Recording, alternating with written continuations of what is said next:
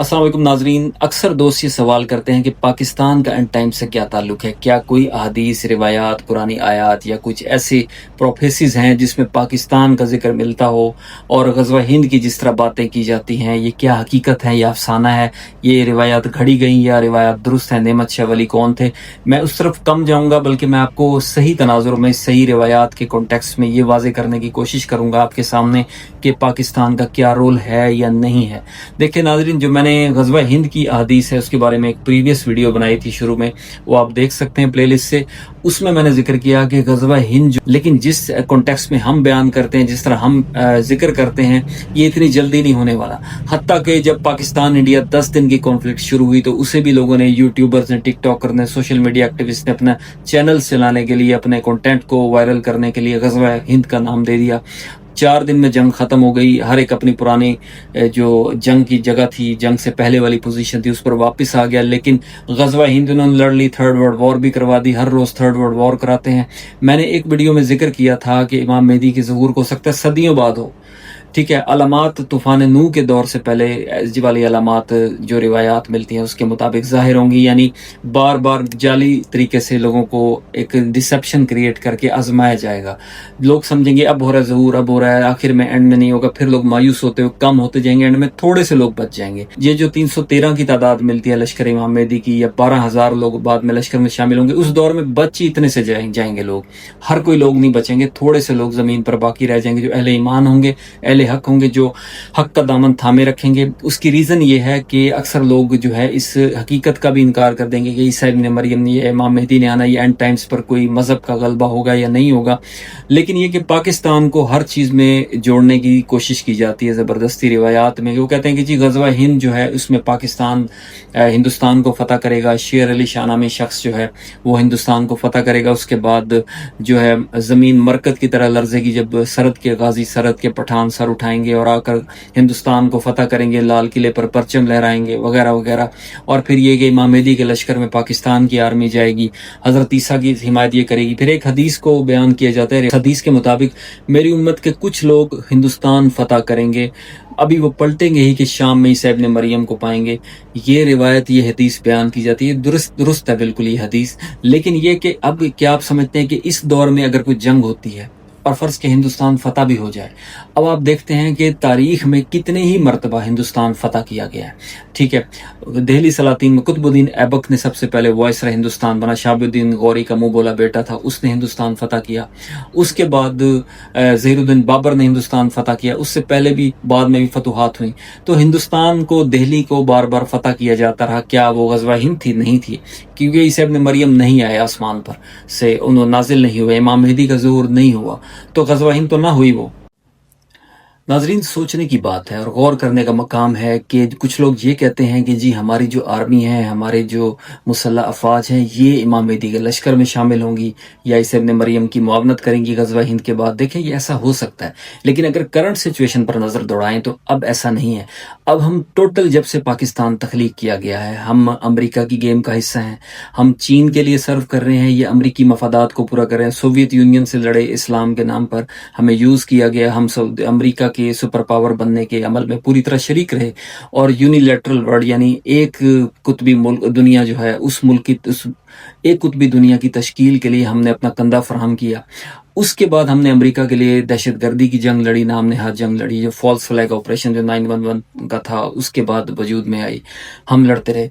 उसके बाद हम हर जंग जो है अपने पैसे लेकर हमने वो जंग लड़ी है, और हमने अब तक जितनी भी जंगों में हिस्सा लिया है, मसलन ये कि सऊदी अरब से जो अलायंस हुआ है, इस अलायंस में क्या है, इस अलायंस में हमारे अब जो फोर्सेस जाकर यमन में हौसियों पर हमला करेंगी, इसराइली मफादात जो सऊदी हुकूमत जो आले सऊद पूरे कर रही है, उसमें इनडायरेक्टली पाकिस्तान के फोर्सेस और पाकिस्तान उसमें हिस्सा डालेगा।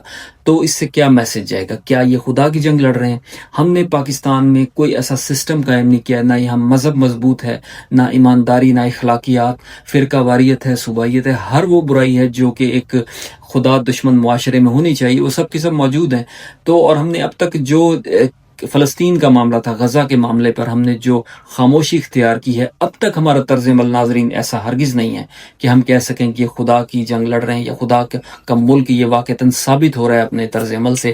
بنایا تو اسلام کے نام پر گیا تھا، لیکن ہم نے حق اور سچ کا صرف رسمی جملوں کے تبادلے کی حد تک ہی ساتھ دیا ہے اور عملاً نہیں دیا۔ تو اگر امام مہدی کا اگر آج ظہور ہو جاتا ہے یا کل یا 1 سال کے اندر، اس بات کی کیا گارنٹی ہے کہ ہمارے لوگ جا کر انہی سے نہیں لڑ رہے ہوں گے، عیسیٰ ابن مریم کے لشکر کا مقابلہ نہیں کر رہے ہوں گے اور دجال کی حمایت نہیں کر رہے ہوں گے، کیونکہ جو پیسے لے کر کرپٹ حکمران، کرپٹ افسران، جو لوگ بھی ہیں دنیا میں، پاکستان میں جو بھی لوگ ہیں، جو دنیا میں ویسٹرن کلچر کی خاطر اور دنیا میں جو پاکستان سے باہر ملک شفٹ ہونے کی خاطر، بیرون ملک پراپرٹیز بنانے کی خاطر اپنے وطن کی مٹی تک کو بیچ دیتے ہیں، یہ لوگ کیا امام مہدی کا ساتھ دیں گے یا امام مہدی کو ان کی ضرورت ہے، عیسیٰ ابن مریم کو ان کی ضرورت ہے؟ بالکل بھی نہیں ہے، بلکہ مجھے لگتا ہے یہ اپوزٹ سائڈ پر کھڑے ہو جائیں گے۔ کل جنگ ہوتی ہے اور امام کا ظہور ہوتا ہے، اینڈ ٹائمز میں یہ سفیانی یا دجال کا ساتھ تو دیں گے یا کسی بھی کرپٹ حکمران کا ساتھ تو دیں گے، لیکن یہ کبھی بھی حق اور سچ کا اس لیے ساتھ نہیں دیں گے کہ حق اور سچ ایگزسٹ کرتا ہے، بلکہ اپنا کوئی مفاد ہوگا۔ اور اسی وجہ سے پاکستان کا میں نے کئی بکس کو کھنگالا، 14 ستارے اور بکس ہسٹری کی، اسلامک ہسٹری کی، اور پریڈکشنز میں بھی کسی میں بھی پاکستان کا ڈائریکٹلی ذکر نہیں ہے، پاکستان کا نام نہیں ہے۔ ترکی کا ذکر ہے، وہ جزیرے پر قبضہ کر لے گا، کون سے جزیرے پر؟ UK پر قبضہ کرے گا یا سائپرس پہ قبضہ کرے گا؟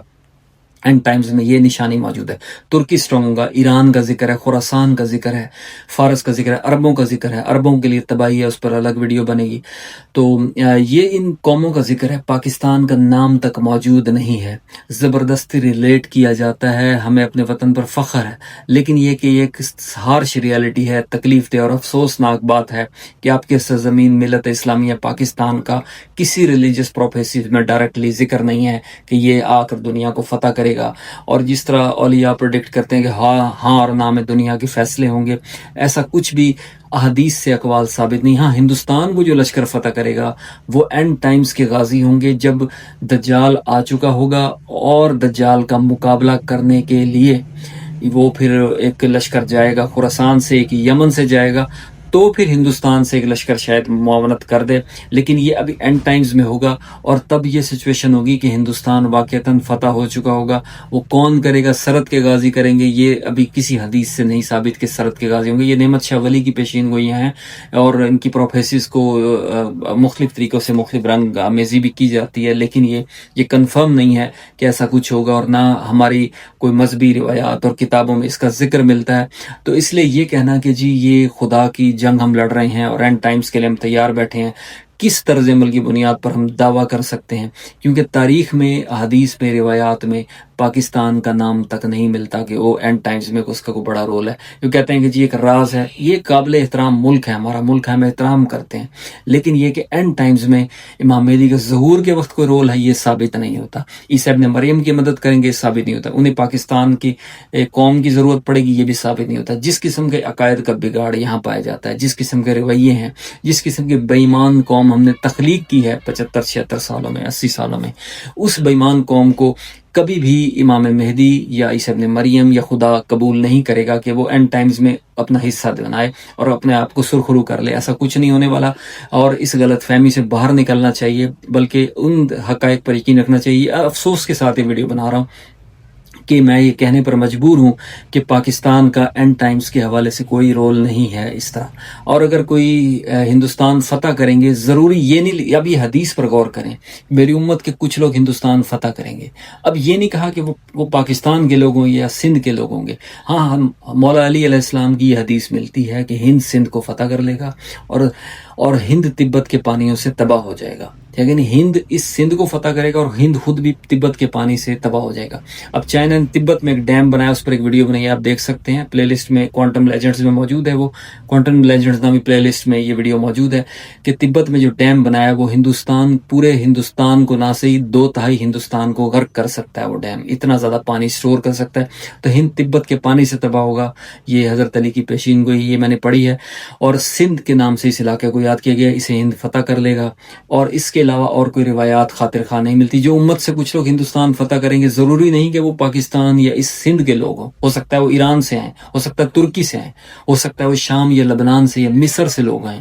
تو ہم کیا سرائیوں کی بنیاد پر ہم ایک مفروضہ تخلیق کر چکے ہیں جس کا حقیقت سے کوئی تعلق نہیں. اس مت سے باہر آئیں اور اپنے اعمال کو درست کریں اور اگلی ویڈیوز دیکھیں. Thank you so much.